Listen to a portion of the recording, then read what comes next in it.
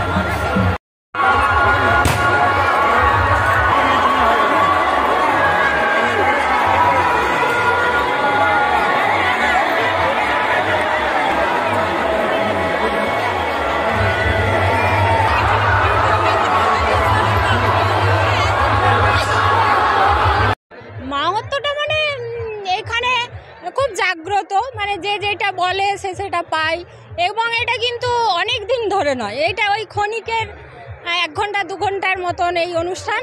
এতে কিন্তু দেশ বিদেশ থেকেও লোক আসে। হ্যাঁ, প্রচুর প্রচুর, এবং মানে দেখতেই পাচ্ছেন এত লোকজন কোথা থেকে আসে, কি করে তাও জানি না। আবার এক মন্তরে দেখবেন খালিও হয়ে গেছে। না, প্রতি বছর ধরো আমি যত বছর আজ বয়স আমার, আমি তত বছরই দেখছি এইরকম। দুবরাই বুলটি ঘোষ আধিকারী।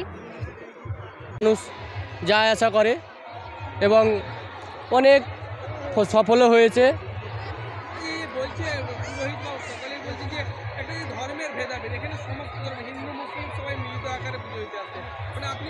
হ্যাঁ, আমি অন্য ধর্মের না, সকলে আসে, ভালো লাগে।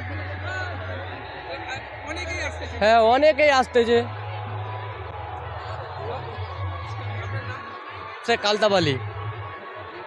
আমার বাবা এই হীরাধরপুর গ্রামেরই, ভবানী প্রসাদ চক্রবর্তী। তার আগে আমার দাদু, মানে 100-150 বছর আগের থেকে এখানে পুজো হচ্ছে। এখানে মায়ের অলৌকিক শক্তি, এখানে মায়ের কোনো তাবিজ কবজ কিচ্ছু দেওয়া হয় না। এখানে মায়ের নামে মানত করে গাঁঠের ব্যথা, বাতের ব্যথা, সর্দি কাশি, অসংখ্য রোগ কীভাবে মুক্তি হয় আমরা নিজেরাও জানি না। মায়ের কাছে আসেন, ওই পুকুরে স্নান করেন, মায়ের কাছে মানত করে, বেল ফুল পাতা খায়, মায়ের গাছের গোড়ার মাটি খায়।